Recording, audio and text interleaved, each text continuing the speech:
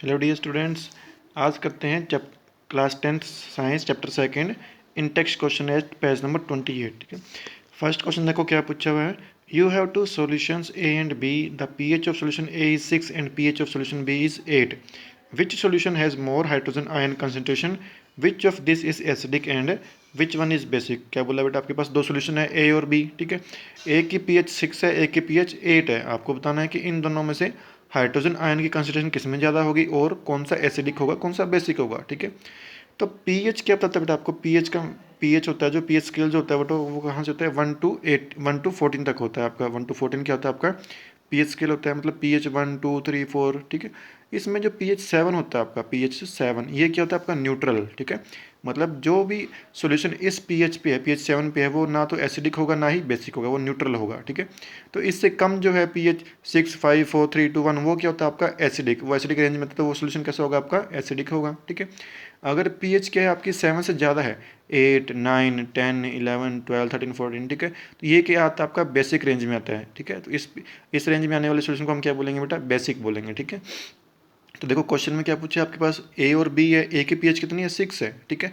6 pH का meaning क्या है, वो 7 से नीचे है। 7 से नीचे मतलब क्या है, वो एसिडिक रेंज में है। ठीक है। और एसिडिक जो होता है, वो एसिडिटी जो होती है या एसिडिक करेक्टर जो होता है, वो क्या शो करता है आपको कि हाइड्रोजन आयन की कंसंट्रेशन क्या है। ठीक है ना। एसिडिक क्या बताता है बेटा, हाइड्रोजन जो सोल्यूशन है उसमें हाइड्रोजन आयन की कंसंट्रेशन के बारे में बताता है आपको। ठीक है। जितनी हाइड्रोजन आयन की कंसंट्रेशन ज़्यादा होगी उतने क्या होगा, उसका एसिडिक करेक्टर ज़्यादा होगा, और उतनी क्या होगी, इसकी पीएच कम होगी, 6 से नीचे होगी। ठीक है। 7 से नीचे होगी। अगर क्या होगा, हाइड्रोजन आयन की कंसंट्रेशन क्या होगी, कम होगी। ठीक है। तो उसके एसिडिक करेक्टर भी क्या होगा, कम होगा, वो बेसिक होगा, वो बेसिक रेंज में जाएगा धीरे धीरे। ठीक है। पीएच 7 से ज़्यादा होगी। ठीक है। तो इसका आंसर कैसे लिखोगे आप, तो इसका मीनिंग क्या है कि आपका जो सोल्यूशन ए है उसकी पीएच क्या है, 7 से कम है, 6 है, मतलब क्या है, वो एसिडिक रेंज में, वो क्या है, उसका करेक्टर क्या है आपका एसिडिक करेक्टर है। ठीक है। तो उसमें पीएच 8 के मुकाबले 6 में क्या होगा, हाइड्रोजन आयन की कंसंट्रेशन क्या होगी, ज़्यादा होगी। ठीक है। तो आंसर में क्या लिखोगे आप, the pH value less than 7 indicates that solution is acidic and pH higher than 7 indicates that solution is basic. Acidic character tells about hydrogen ion concentration. More the acidic character, more will be hydrogen ion concentration. Solution A with pH 6 is acidic and solution B with pH 8 is basic. ठीक है। pH 8 आएगा यहाँ पे। ठीक है। Okay. Next question number second, what effect does the concentration of H positive ions have on the nature of solution. ठीक है। क्या बोला, आपके पास एक सॉल्यूशन है कोई भी, ठीक है, उसके ऊपर हाइड्रोजन आयंस के कंसंट्रेशन का क्या इफेक्ट होगा या कैसे इफेक्ट पड़ेगा। ठीक है ना। तो सॉल्यूशन है बेटा, सॉल्यूशन या कैसा है, अगर उसकी पीएच 7 से कम है तो वो सॉल्यूशन कैसा होगा, एसिडिक होगा। अगर उसकी पीएच क्या है बेटा, 7 से ज़्यादा है तो वो क्या होगा, 8 9, तो वो क्या होगा, बेसिक होगा। ठीक है ना। तो एसिडिक और बेसिक किसके बेस पे होता है कि उसके अंदर हाइड्रोजन आयन जो है, एच पॉजिटिव आयंस जो है, वो कितने हैं। अगर उनकी कंसंट्रेशन क्या है, ज़्यादा है, तो वो क्या होगा, एसिडिक। अगर उनकी कंसंट्रेशन क्या है, बिल्कुल कम है, तो वो कैसा होगा बेटा, ओ एच की नेगेटिव कंसंट्रेशन ज़्यादा होगी, तो वो क्या होगा आपका बेसिक होगा। ठीक है। तो अगर इफेक्ट क्या पड़ेगा इसका, अगर हम क्या करते हैं, एच पॉजिटिव की कंसंट्रेशन को बढ़ाते हैं, इंक्रीज करते हैं। ठीक है। तो क्या होता है, धीरे धीरे एच पॉजिटिव आयन की कंसंट्रेशन बढ़ रही है, उसका एसिडिक क्या हो रहा है बेटा, एसिडिक करेक्टर क्या हो रहा है, इंक्रीज हो रहा है। ठीक है ना। एसिडिक करेक्टर होता है क्या है, हाइड्रोजन आयन कंसंट्रेशन होता है। ठीक है। तो जैसे जैसे एच पॉजिटिव बढ़ेगा तो एसिडिक करेक्टर भी क्या होगा, उसका इंक्रीज होगा, और पीएच क्या होगी इसकी बेटा, डिक्रीज होगी, 6 से नीचे, 7 से नीचे आएगी, 6 5 4 3। ठीक है। अगर क्या होता है कि एच पॉजिटिव की कंसंट्रेशन क्या होगी, कम होगी उसमें। ठीक है। डिक्रीज होगी, एच पॉजिटिव कम है, तो क्या उसका एसिडिक करेक्टर भी क्या करेगा, डिक्रीज करेगा। ठीक है। एसिडिक करेक्टर डिक्रीज कर रहा है, मतलब क्या हो रहा है, बेसिक करेक्टर इंक्रीज कर रहा है। ठीक है। तो इसमें आंसर में कैसे लिखेंगे, concentration of H positive ions indicate the acidic character of the solution. More the hydrogen ion concentration, more will be acidic character of the solution. As the H positive ion concentration decreases, the acidic character also decreases. ठीक है। Question number 3, do basic solutions also have H positive ions? If yes, then why are these basic? ठीक है। कि जो आपके basic solutions होते हैं, क्या उनमें भी H पॉजिटिव आयंस होते हैं। ठीक है। अगर होते हैं तो उनको हम बेसिक क्यों बोलते हैं, क्वेश्चन पूछा हुआ है। ठीक है। तो देखो बेटा, जो सॉल्यूशन होते हैं ना, वो उनमें H पॉजिटिव और OH नेगेटिव दोनों होते हैं। ठीक है ना। एक सॉल्यूशन जो इसमें H पॉजिटिव भी होते हैं और OH नेगेटिव भी होते हैं। ठीक है। इनमें से कंसंट्रेशन किसकी ज़्यादा है, उसके बेस पे वो सॉल्यूशन एसिडिक या बेसिक होता है। ठीक है।